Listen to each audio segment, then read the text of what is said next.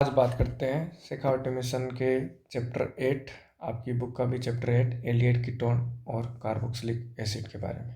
देखिए first question क्या आ रहा है। ये चैप्टर अपने 7 नंबर का है, इस चीज़ का अपने को ध्यान रखना है। ये सबसे लेंदी चैप्टर है, सबसे बड़ा चैप्टर है और सबसे ज़्यादा नंबर का चैप्टर भी यही है। तो आइए देखते हैं। देखिए फर्स्ट क्वेश्चन आ रहा है, एल्डिहाइड एंड कीटोन कौन सी रिएक्शन दिखाते हैं, यानी कि एल्डिहाइड और कीटोन की मेन रिएक्शन क्या है। क्या ये इलेक्ट्रोफिलिक सब्स्टिट्यूशन दिखाते हैं या इलेक्ट्रोफिलिक एडिशन दिखाते हैं या न्यूक्लियोफिलिक एडिशन दिखाते हैं या न्यूक्लियोफिलिक सब्स्टिट्यूशन दिखाते हैं। और अपने को पता है नाभिक नहीं योगात्मक अभिक्रिया दिखाते हैं। कैसे दिखाते हैं देख ले डिटेल के अंदर। अपने को पता है एल्डिहाइड हो चाहे कीटोन हो, उसमें कार्बोनिल ग्रुप होता है और जैसे ये बॉन्ड ब्रेक होगा सी पर क्या आएगा पॉजिटिव, ओ पर क्या आएगा नेगेटिव। अब इस पर कोई भी न्यूक्लियोफाइल होगा वो अटैक करेगा और करेगा तो न्यूक्लियोफाइल का क्या होगा एडिशन हो जाएगा। ये देखिए यहाँ पर न्यूक्लियोफाइल क्या हो गया ऐड हो गया, कुछ हटता नहीं है केवल जुड़ता ही है, इसलिए इसका नाम पड़ा क्या एडिशन रिएक्शन या योगात्मक अभिक्रिया। ध्यान रखना है। नेक्स्ट क्वेश्चन, एल्डोल संघनन नहीं दर्शाने वाला यौगिक है, यानी कि एल्डोल कंडंसन कौन नहीं दिखाता ये बताना है। तो अपने को पता है एल्डोल कंडंसन दिखाता कौन है, जिसके पास अल्फा हाइड्रोजन हो, यानी कि एल्डोल संघनन एल्डोल वाली रिएक्शन कौन दिखाएगा, जिसके पास अल्फा हाइड्रोजन हो वो तो दिखाता है, और जिसके पास अल्फा हाइड्रोजन नहीं है वो नहीं दिखाएगा। तो आइए चेक करते हैं। देखिए ये रहा CHO, इसके पास वाला कार्बन ये पड़ा, इसके पास अल्फा हाइड्रोजन है, कितने हैं 3। यहाँ देखिए ये रहा कार्बोनिल ग्रुप, इसके पास कार्बन ये 3 ये, यानी कि इसके पास 6 अल्फा हाइड्रोजन, तो ये भी दिखाएगा। यहाँ देखिए इसकी बात करते हैं, ये रहा कार्बोनिल ग्रुप, इसके पास वाला कार्बन, इस पर 3 हाइड्रोजन, ये भी दिखाएगा। HCHO ये पड़ा CHO, इसके पास कार्बन ही नहीं है तो इसके पास अल्फा हाइड्रोजन भी नहीं होंगे, तो ये इसका आंसर हो जाएगा। अपने को यही चेक करना है, एल्डोल दिखाएगा जिस पे अल्फा हाइड्रोजन हो, एल्डोल नहीं दिखाएगा जिस पे अल्फा हाइड्रोजन नहीं हो। नेक्स्ट, केनिजारो रिएक्शन नहीं दर्शाने वाला यौगिक, सेम एल्डोल का जस्ट उल्टा होता है, जिसके पास अल्फा हाइड्रोजन होता है वो केनिजारो नहीं दिखाता है, और जिसके पास अल्फा हाइड्रोजन नहीं होता वो केनिजारो दिखाता है। देखिए इसके पास अल्फा हाइड्रोजन नहीं है, इसके पास अल्फा हाइड्रोजन नहीं है, इसके पास भी अल्फा हाइड्रोजन नहीं है, लेकिन इसके पास अल्फा हाइड्रोजन है, वो भी कितने हैं 3, तो ये केनिजारो नहीं दिखाएगा, कौन सी दिखाएगा एल्डोल। नेक्स्ट, कार्बोनिल ग्रुप का हाइब्रिडाइजेशन क्या होता है तो देख लीजिए। जैसे मैंने ये कोई एग्जांपल लिखा CH3 C double bond OH, इसमें ये कार्बोनिल ग्रुप है, इसका हाइब्रिडाइजेशन पूछा है तो इसमें 3 सिग्मा बॉन्ड है, एक ये पड़ा एक ये पड़ा और नीचे एक सिग्मा और एक पाई होता है, तो 3 सिग्मा में हाइब्रिडाइजेशन क्या होता है sp2। नेक्स्ट, टोलेन रिएजेंट क्या होता है। टोलेन रिएजेंट अपने को पता है अमोनिया एडेड सिल्वर नाइट्रेट होता है, यानी कि HgNO3 का सॉल्यूशन है, इसमें आप कौन सी गैस डाल दीजिए अमोनिया गैस डाल दीजिए तो इससे एक कॉम्प्लेक्स बनेगा, तो मेन उसमें क्या हो गया कॉम्प्लेक्स Ag यानी कि सिल्वर। नेक्स्ट, ये रिएक्शन कौन सी है देखते ही समझ में आ रही है, ये गाटरमान कोक रिएक्शन है या गाटरमान काउच रिएक्शन है, इसमें क्या बन जाएगा बेंजेल्डिहाइड बन जाएगा। नेक्स्ट क्वेश्चन, रोजेनमुंड रोजेनमुंड रिएजेंट, रोजेनमुंड रिडक्शन में क्या कैटलिस्ट यूज में लेते हैं अपन, रोजेनमुंड अपचयन में उत्प्रेरक के रूप में क्या लेते हैं तो अपने को पता है PD और BaSO4 लेते हैं। नेक्स्ट क्वेश्चन देख लीजिए, यहाँ IPC नेमिंग में एक रूल है कि जब अपन इस CHO वाले कार्बन का नेमिंग नहीं करते, नंबरिंग नहीं करते, जैसे यहाँ मैंने नंबरिंग नहीं की तो इसको अपन बोलेंगे कार्बेल्डिहाइड, इसका नाम क्या हो जाएगा कार्बेल्डिहाइड। तो नाम इसका क्या हो जाएगा देखिए, तीन कार्बन के लिए अपन यूज करेंगे 3 के लिए क्या आ गया प्रोपेन, उसके बाद 1 पर भी कार्बेल्डिहाइड, 2 पर भी कार्बेल्डिहाइड और 3 पर भी कार्बेल्डिहाइड, तो नाम क्या बन जाए 1,2,3 tri carbaldehyde. Next, Jones reagent, देखिए जोन्स रिएजेंट क्या होता है। जोन्स रिएजेंट डेकेनॉल को डेकेनोइक एसिड में कन्वर्ट करने के लिए अपन यूज में लेते हैं, या एल्कोहल को अपन को डायरेक्ट कन्वर्ट करना है कार्बोक्सिलिक एसिड के अंदर तो अपन यूज में लेते हैं। अब इसमें आपको ध्यान रखना है CrO3 जोन्स रिएजेंट नहीं है, एसिडिक CrO3 जोन्स रिएजेंट है, इस चीज़ का विशेष ध्यान रखेंगे। एसिडिक CrO3, अब एसिडिक में यानी कि CrO3 के साथ कोई भी एसिड आ जाए, चाहे H2SO4 आ जाए, चाहे HCl आ जाए, चाहे HNO3 आ जाए, वो क्या कहलाएगा जोन्स रिएजेंट कहलाएगा। नेक्स्ट, रोजेनमुंड अपचेन रोजेनमुंड रिडक्शन से कौन से एल्डिहाइड नहीं मिलते अपने को, तो कौन सा एल्डिहाइड नहीं मिलता अपने को पता है। रोजेनमुंड रिएक्शन में अपन ले सकते हैं RCHO ले सकते हैं, RCOCl ले सकते हैं, या बेंजेल्डिहाइड बेंजोइल क्लोराइड ये ले सकते हैं, लेकिन HCHO ये अपने को किसी भी हालत में प्राप्त नहीं होगा। नेक्स्ट,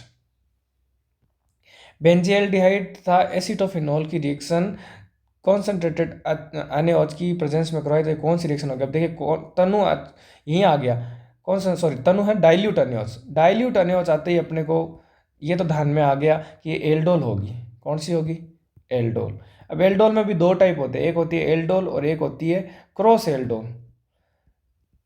एल्डोल की कंडीशन क्या है कि एल्डोल में अल्फा हाइड्रोजन होना चाहिए और उसके साथ में सेम होना चाहिए, यानी कि जैसे मैंने लिखा CH3CHO, तो इसके सामने भी वापस क्या आना चाहिए, CH3CHO। अल्फा हाइड्रोजन भी हो और दोनों सेम हो तो उसे बोलते हैं एल्डोल, और दोनों सेम नहीं हो, जैसे एक आ गया CH3CHO और दूसरा आ गया C6H5COCH3, तो ये सेम नहीं है और इसके पास अल्फा हाइड्रोजन है, तो इसको क्या बोलेंगे, क्रॉस एल्डोल। तो देखिए बेंजोल्डिहाइड और एसिटोफिनोन ये दोनों सेम नहीं है, इसका मतलब ये कौन सा दिखाएंगे, क्रॉस एल्डोल। नेक्स्ट, प्रोपाइन है, इसमें अपन वाटर ऐड करेंगे, यानी कि H2O ऐड करना है इसके अंदर H प्लस प्रेजेंस में, तो क्या मिलेगा, तो अपने को पता है क्या मिल जाएगा, कीटोनिक ग्रुप मिल जाएगा। नेक्स्ट, एल्डिहाइड एवं प्राइमरी एमीन की रिएक्शन से क्या बनता है। एल्डिहाइड और प्राइमरी एमीन की रिएक्शन करवानी है, देखिए ये आपको ध्यान में रखना है। एल्डिहाइड और प्राइमरी एमीन की जब रिएक्शन करवाते हैं तो अपने को सिर्फ बेस मिलता है। Next, acetone and methyl magnesium chloride की रिएक्शन करवाते हैं और फिर उसका जल अपघटन करते हैं तो क्या प्राप्त होता है। तो देखिए सबसे पहले अपन एसीटोन लिखते हैं, यहाँ पर ये मैंने लिखा acetone CH3 C double bond O CH3, इसको एसीटोन बोलते हैं। इसकी मेथिल मैग्नीशियम यानी कि CH3MgBr इससे रिएक्शन करवानी। अब अपने को पता है जैसे ये बॉन्ड ब्रेक होगा, यहाँ C पर आएगा प्लस, O पर माइनस, CH3 पर प्लस, Mg पर माइनस, क्या बनेगा CH3, C के ऊपर क्या आ गया CH3, इधर CH3 पहले से था और O के साथ क्या आ गया MgBr। अब इसका करना है वाटर हाइड्रोलाइसिस। नेक्स्ट स्टेप में देखो यहाँ लिख रखा है जल अपघटन, इसका मतलब वाटर हाइड्रोलाइसिस करना है, यानी कि इसमें डालना है पानी, यानी कि H प्लस और OH माइनस। O पर क्या आएगा माइनस, Mg पर क्या आएगा प्लस, तो H कहाँ अटैक कर जाएगा इस O पर, तो फाइनल प्रोडक्ट क्या बन जाएगा CH3 यहाँ आ जाएगा OH और साथ में MgBr और OH। इसको क्या बोलेंगे, इसका नाम क्या होगा, ये कौन सा ब्यूटाइल एल्कोहल है, टर्सरी ब्यूटाइल एल्कोहल, यानी कि क्या बनेगा टर्सरी ब्यूटाइल एल्कोहल। नेक्स्ट, ये रिएक्शन बहुत ज़्यादा इंपॉर्टेंट रिएक्शन है, इसको बोलते हैं डिहाइड्रोलाइसिस या कोल्बे इलेक्ट्रोलाइसिस। देखिए ये आपकी बुक में अच्छे से दे रखी है, मैं आपको दिखाना चाहूँगा। अपनी बुक में चलते हैं, यहाँ आइए लास्ट में एकदम इस चैप्टर के लास्ट में आते हैं।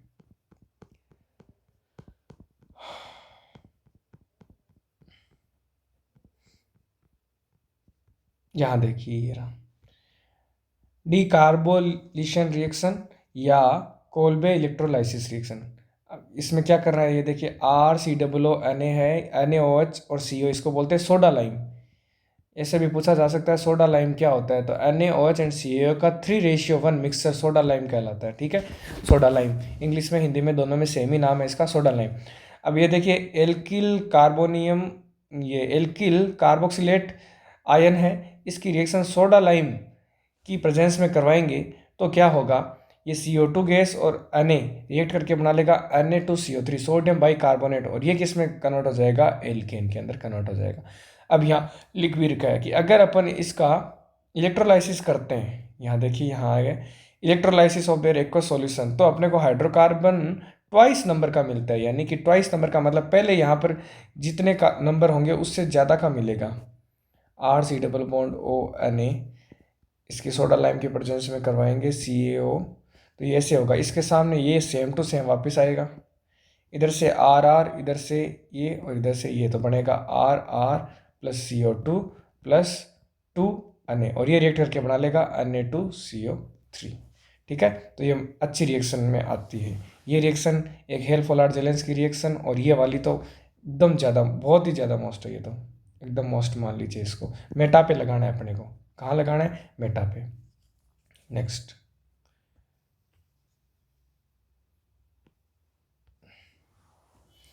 नेक्स्ट ये देखिए, ये है आपकी इटार्ड रिएक्शन। कौन सी रिएक्शन है, इटार्ड रिएक्शन। इटार्ड रिएक्शन में लास्ट फाइनल प्रोडक्ट ये बनता है, और बीच में प्रोडक्ट क्या बनेगा, बीच में प्रोडक्ट ये बनेगा। नेक्स्ट, ये रिएक्शन देखकर आपको पहचानना है ये कौन सी, अभी जस्ट सबसे फर्स्ट क्वेश्चन यही था, तो ये कौन सी रिएक्शन होगी, ये गाटरमान काउच रिएक्शन होगी, यानी कि ए के लिए क्या हो जाएगा, ये थर्ड हो जाएगा ए के लिए। अगला, ये होती है हेल-फोलार्ड जेलेंस की रिएक्शन, तो ये इससे मैच हो जाएगा। ये एस्ट्रिफिकेशन रिएक्शन, तो इसके लिए ऑप्शन शायद आगे होगा, यहाँ पर होगा, इसके लिए होगा एस्ट्रिफिकेशन। और ये है हेल-फोलार्ड जेलेंस की रिएक्शन, ये है हेल-फोलार्ड जेलेंस की रिएक्शन। ये तो आपको देखते ही समझ में आनी चाहिए नेम रिएक्शन। तो ए के लिए सेकेंड, बी के लिए थर्ड, यहीं से अपन मैच करते हैं। ए में सेकेंड किस में, ये रहा, बी में थर्ड ये रहा, तो यानी कि ऑप्शन यही सही होगा। नेक्स्ट, ये है कार्बोनिल यौगिकों की निम्नलिखित के साथ रिएक्शन करवानी है तो क्या बनता है, यानी कि देखिए अपने को पता है कार्बोनिल कंपाउंड यानी कि सी डबल बॉन्ड ओ, इसकी रिएक्शन अपने को करवानी है एल्कोहल के साथ। याद कीजिए जब ROH के साथ करवाते हैं तो क्या बनता है, एसिटिल प्राप्त होता है, यानी कि ये इसका हो गया। HCN के साथ करवाते हैं तो क्या मिलता है, HCN। याद कीजिए HCN के साथ करवाते हैं तो अपने को क्या मिलता है, ऑक्सी मिलती है, यानी साइनोहाइड्रिन मिलती है, HCN के साथ करवाते हैं। देखिए ए में होगा फोर्थ, ए में फोर्थ, बी ऑप्शन में ही है, यहीं से हो गया, ए में फोर्थ, बी में थर्ड, सी में टू, डी में सन, यहीं से अपने ऑप्शन हो गया। नेक्स्ट, अच्छा एक बार आपको डिटेल में दिखा भी देता हूँ, ये रिएक्शन इंपॉर्टेंट है, ये कहाँ है, एक बार अपने बुक में चलते हैं, एक बार देख लेते हैं ताकि संशय नहीं रहे बिल्कुल भी। देखिए यहाँ पर है,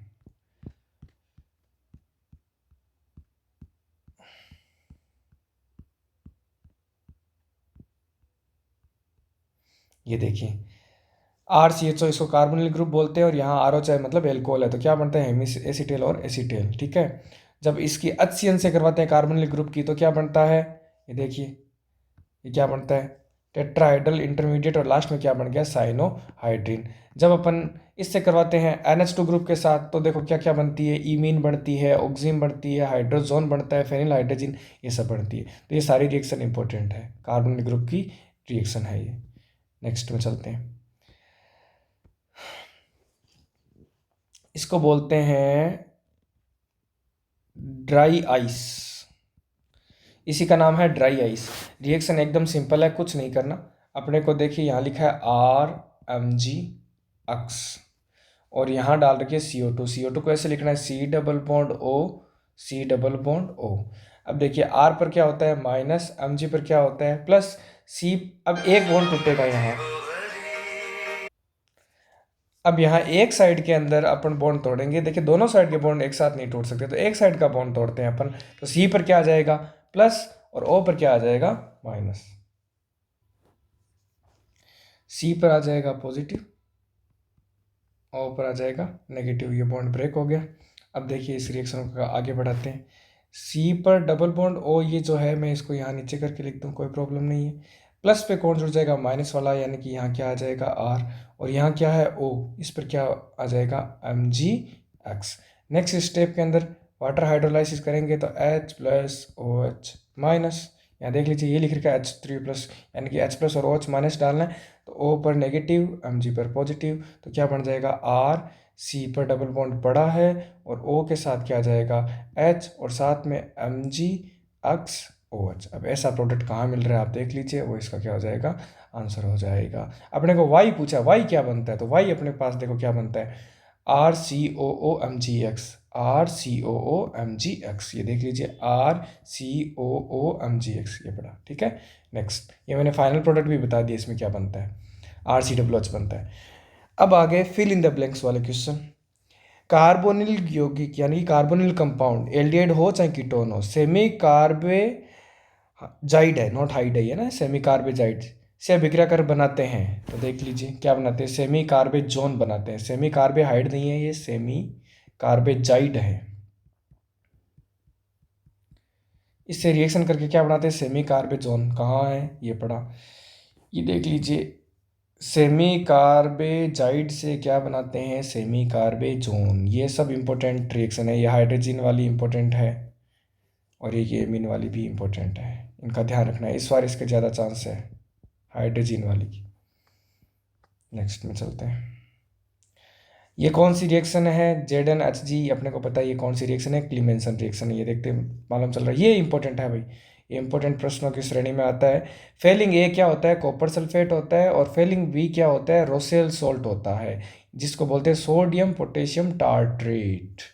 नेक्स्ट, अमोनिया में सिल्वर नाइट्रेट आ गया ना, अमोनिया में silver nitrate, ammonia added silver nitrate क्या कहलाता है, टोलेन रिएजेंट कहलाता है। क्या कहलाता है, टोलेन रिएजेंट या टोलन अभिकर्मक कहलाता है। नेक्स्ट, ये अच्छा क्वेश्चन है, एलिफेटिक कार्बोक्सिलिक एसिड के हायर मेंबर जैसे C12, C13, C14, यहाँ से लेकर C18 तक, इनको बोलते हैं फैटी एसिड्स, वसी अम्ल, फैटी एसिड्स।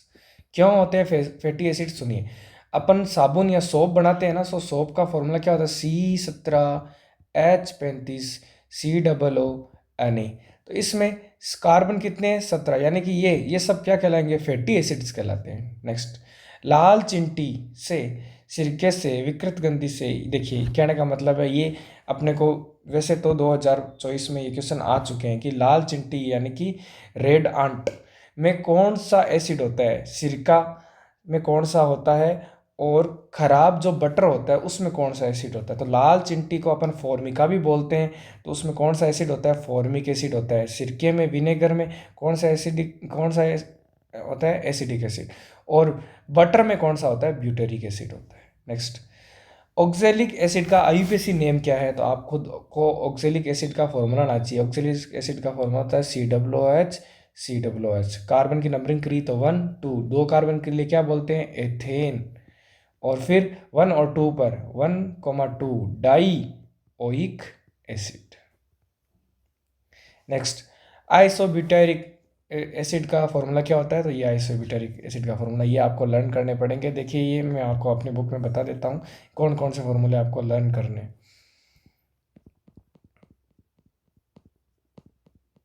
ये इनके कॉमन नेम है, ये आपको लर्न करने हैं, ये वाले फॉर्मूले। ये देखा, isobutyric acid, butyric acid, propanoic acid, acetic acid, formic acid, oxalic acid, ये इंपॉर्टेंट है, मेलोनिक और सक्सिनिक, ग्लूटेरिक, एडिपिक, ये सब, ये तो बहुत ही ज़्यादा इंपॉर्टेंट है।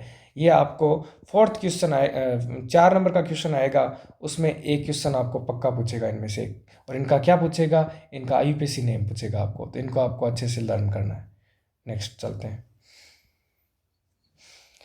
कार्बोक्सिलिक एसिड फिनोल की कंपैरिजन में ज़्यादा एसिडिक होते हैं या कम एसिडिक होता है, तो अपने को पता है कार्बोक्सिलिक एसिड किस फॉर्म में पाए जाते हैं, डाइमर के फॉर्म में पाए जाते हैं। तो इनका जो एसिडिक स्ट्रेंथ है वो किससे ज़्यादा होती है, फिनोल से ज़्यादा होती है।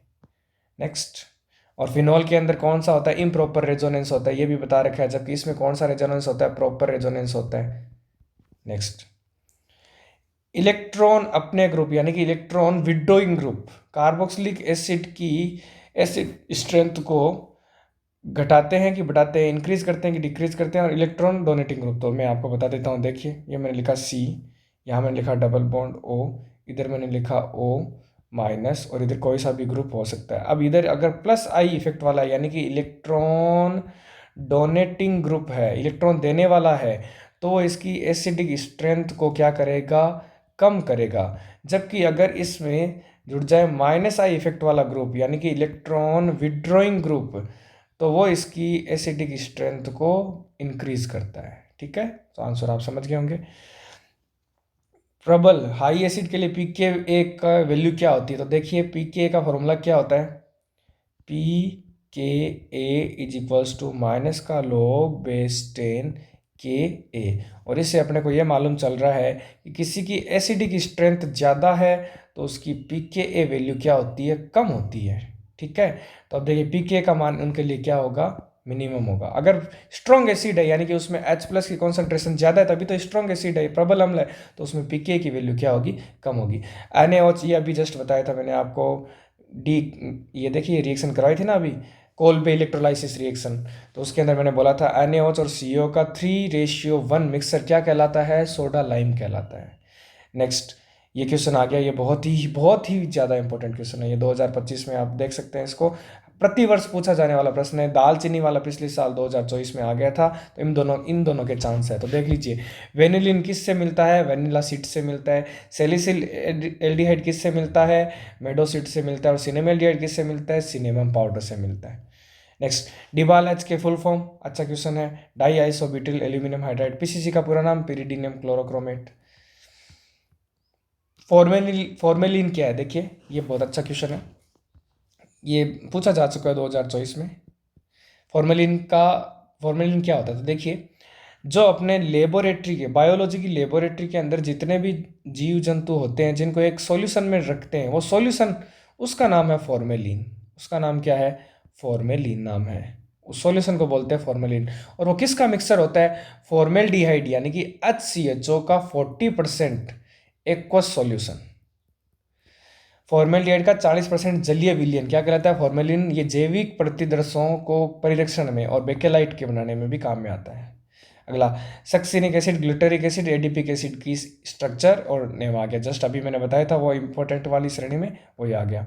हेक्सेन डाई एसिड का, ये देखिए ये बहुत काम का है, ये क्वेश्चन आप देखिए यहाँ पर आपकी बुक में नीचे ही नीचे एक पॉइंट लिख रखा है, ये बहुत इंपॉर्टेंट क्वेश्चन है, बन सकता है इस बार के लिए। यहाँ से देखिए ये पढ़ा, यहाँ यही देखिए, methanoic acid is used in rubber, textile, dyeing leather, and electroplating industry. Ethanoic acid is used as solvent as vinegar in food industry. Hexane dioic acid is used in manufacture of nylon 66. Ester of benzoic acid are used to perfumery. Sodium benzoate is used to food preservation. इसमें ये वाला और ये वाला ये 2024 में आ चुका है, इसकी बारी लग रही है। ये नाइलॉन 66 के में बना काम में आता है।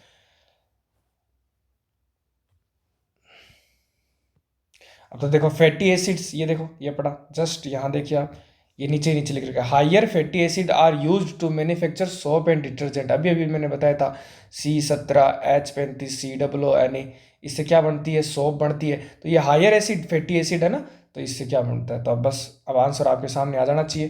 ये देखिए सोडियम बेंजोएट किस में, फूड प्रिजर्वेशन में काम में आता है। हेक्सेन डाइओइक एसिड नाइलॉन 66 बनाने में, ये इसमें ये सब सम्मिलित ही है इसका मतलब।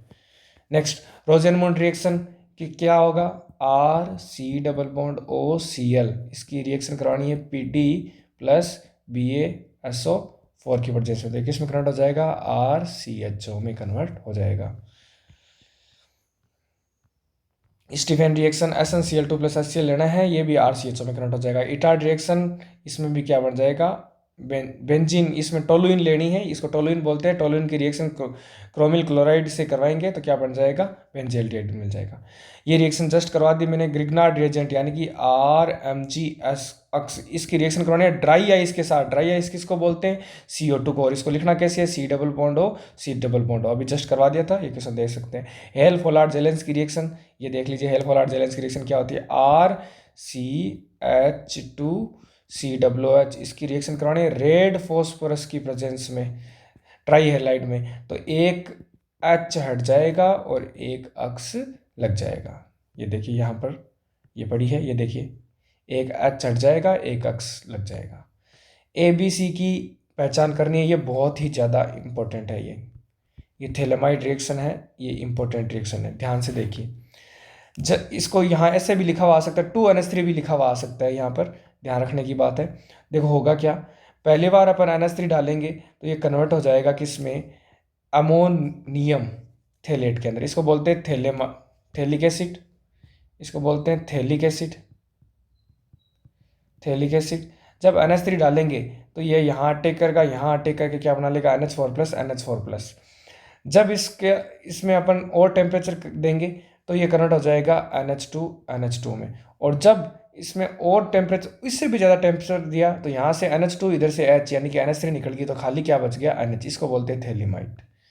नेक्स्ट इंपॉर्टेंट क्वेश्चन की श्रेणी में 2025 के लहजे से, कार्बोक्सिलिक एसिड के बॉइलिंग पॉइंट, मेल्टिंग पॉइंट, उनके संगत अणु भार वाले यानी कि जिसका मोलिकुलर वेट सेम हो उनसे, जैसे कि एल्डिहाइड हो गया, कीटोन हो गया, अल्कोहल हो गया, उनसे ज़्यादा होते हैं। क्यों? तो ये मैंने बता दिया, क्योंकि ये किस फॉर्म में पाया जाता है? डाइमर के फॉर्म में पाया जाता है कार्बोक्सिलिक एसिड। उसके बाद आपको डाइमर की स्ट्रक्चर भी बनानी है। ये देखिए, ये पड़ी डाइमर की स्ट्रक्चर। ऐसे लिखना है आपको, RC डबल बॉन्ड O इधर वापस लिखना है RC डबल बॉन्ड OH। यहाँ भी हाइड्रोजन बॉन्ड बन जाएगा, यहाँ भी हाइड्रोजन बॉन्ड बन जाएगा। इसको बोलते हैं डाइमर। डाइमर के कारण इसमें 2 H बॉन्ड होते हैं, इस कारण इसका melting point, boiling point high होता है। कार्बोनिल ग्रुप की आपको स्ट्रक्चर बनानी है, कक्ष आरेख बनाना है, ऑर्बिटल डायग्राम बनाना है। तो कैसे बनाएंगे ये देखो, सबसे पहले लिखा मैंने कार्बोनिल ग्रुप।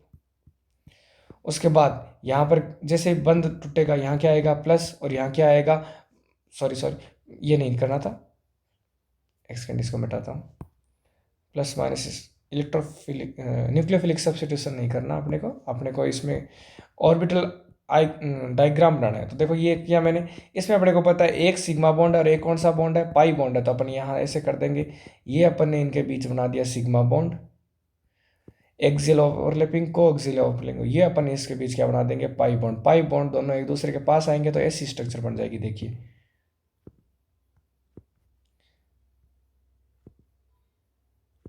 और ये सिग्मा, और ये बॉन्ड एंगल कितना होता है? 120 डिग्री। कितना? 120 डिग्री। ये नीचे ये ऐसी स्ट्रक्चर बना रखी है।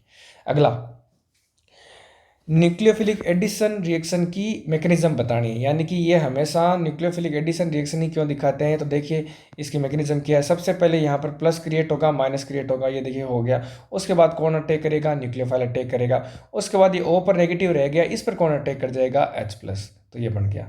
नेक्स्ट, मोस्ट इंपॉर्टेंट, ये बहुत ज़्यादा इंपॉर्टेंट क्वेश्चन लग रहा है मेरे को। HCHO, CH3CHO और CH3CO, CH3 में न्यूक्लियोफिलिक एडिशन रिएक्शन के लिए सबसे ज़्यादा एक्टिव कौन है?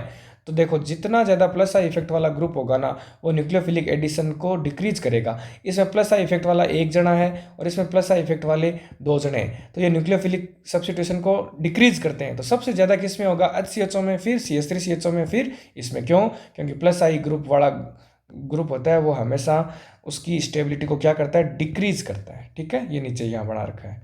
नेक्स्ट, एल्डिहाइड से हेमी एसिटाइल एसिटाइल बनाना है, तो अपने को आरओच से रिएक्शन करवाना है। 2 आरओच, फर्स्ट एक बार आरओच लेंगे तो हेमी एसिटाइल बनेगा, वापस आरओच लिया तो एसिटाइल बन जाएगा। इन रिएक्शन को कंप्लीट करना है, ये आपके सामने है, आप कर सकते हैं आराम से। KMnO4H2SO4 है तो ये इसमें चला जाएगा COOH के अंदर, और ये CHO है और ये रिएजेंट लिया तो CHO किस में चला जाएगा? COOH के अंदर। टोलेंट रिएजेंट के करते हैं तो ये रिएक्शन है, इसको भी आप कंप्लीट करते हो। OH लिया है, Br लिया है, OH हट जाएगा, Br लग जाएगा, फिर Br हट जाएगा, CN लग जाएगा, और फिर ये CN कन्वर्ट हो जाएगा COOH में। ये रिएक्शन तो आप आसानी से कर सकते हैं, ये भी आप आराम से कर सकते हैं। ये नेम रिएक्शन है, आराम से कर सकते हैं, इनमें कोई दिक्कत नहीं है। ये रिएक्शन भी आप कर सकते हैं। Mg यहाँ जुड़ जाएगा तो MgBr, फिर CO2 gas, double bond O वाली, ये वाली रिएक्शन अभी जस्ट की है, कर सकते हैं आराम से। नेक्स्ट, कार्बोक्सिलिक अम्लों को उनकी घटती हुई, ये इंपॉर्टेंट क्वेश्चन है भाई, ये आपको 4 नंबर वाले में इस बार 2 नंबर का मिलेगा, तो ध्यान से देख लीजिए इसको कैसे करना है। देखिए यहाँ पर COOH ग्रुप सब में कॉमन है, इसको तो आप छोड़ दीजिए, COOH ग्रुप सब में कॉमन है, ये देखिए, इसकी तो अपने को बात ही नहीं करनी। फिर बात करते हैं इनके साथ जुड़े हुए ग्रुप है उनकी बात करते हैं। यहाँ देखिए माइनस आई इफेक्ट वाला 3 ग्रुप जुड़ रखा है, यहाँ माइनस आई इफेक्ट वाले 2, यहाँ माइनस आई इफेक्ट वाला 1, यहाँ माइनस आई इफेक्ट वाले 3 और यहाँ माइनस आई इफेक्ट वाला 1। तो सबसे ज़्यादा माइनस आई इफेक्ट वाले जुड़े होते हैं उसकी ज़्यादा होते हैं। तो यहाँ कितने जुड़ रखे हैं? 3, और अपने को पता है F की इलेक्ट्रोनेगेटिविटी Cl से ज़्यादा होती है, फिर Br, फिर क्या आता है? I। तो सबसे आगे आगे कौन आ जाएगा? ये वाला 1 नंबर, ये देखिए ये पड़ा। फिर इसमें भी कितने ग्रुप जुड़ रखे हैं? माइनस आई वाले 3, तो ये आ गया 2 नंबर। फिर इसमें माइनस आई वाले ग्रुप कितने जुड़ रखे हैं? इसमें देखिए 2 ग्रुप जुड़ रखे हैं, तो ये आ गया।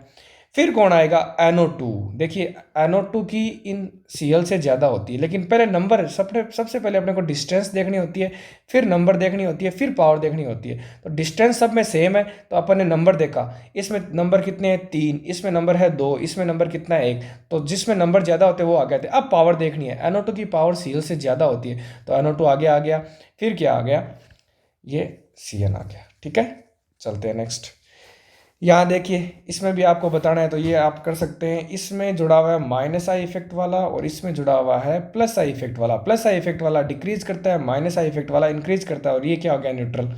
कर सकते हैं। नेक्स्ट, कार्बोक्सिलिक एसिड फिनोल की कंपैरिजन में अधिक एसिडिक होते हैं ना, हाई एसिडिक होते हैं। क्यों? इसका रीज़न मैंने आपको बता दिया कि इसमें क्या होता है, प्रॉपर रेजोनेंस होता है। देखो, नेगेटिव पहले ऑक्सीजन पे था, फिनॉल में नेगेटिव पहले, इसमें इम्प्रॉपर होता है। फिनॉल में कौन सा होता है, इम्प्रॉपर। देखिए, नेगेटिव पहले किस पे था, ऑक्सीजन पे, फिर किस पे शिफ्ट हो गया, यहाँ क्या होता है, कार्बन। इधर भी क्या, कार्बन, इधर भी क्या, कार्बन। ठीक है, क्या बनता है, फिनोक्साइड आयन बनता है। ठीक है, जबकि अनुनादी संरचनाएं देखो असमान होती है, इसको इम्प्रॉपर बोल सकते हैं। ठीक है, जबकि इसमें देखिए, इसमें नेगेटिव हर बार ऑक्सीजन पर ही शिफ्ट हो रहा है, पहले भी ऑक्सीजन पर, बाद में भी ऑक्सीजन पर। इसको क्या बोलते हैं, प्रॉपर रेजोनेंस या समतुल्य रेजोनेंस। ठीक है, नेक्स्ट, एल्डोल कंडक्शन, क्लीमेंसन कंडक्शन कर सकते हैं आराम से। ये देखिए, एल्डोल कंडक्शन का एग्जाम्पल है, और ये क्लीमेंसन रिएक्शन कर सकते हैं, इनमें कोई दिक्कत नहीं। कह नहीं जा रहा हूँ, name reaction, Wolff Kishner name reaction important है, अच्छे से देख कर जानी है। हेलोफोलार्ड मैंने बता दी, हेलोफॉर्म रिएक्शन, टोलन अभिकर्मक या टोलन रिएजेंट, ये भी आप कर सकते हैं। गाटरमान कॉक फेलिंग, ये नेम रिएक्शन है, इनको तो आपको अच्छे से लर्न करना ही है। और इसी के साथ आपका ये चैप्टर 8th क्या हुआ, कंप्लीट।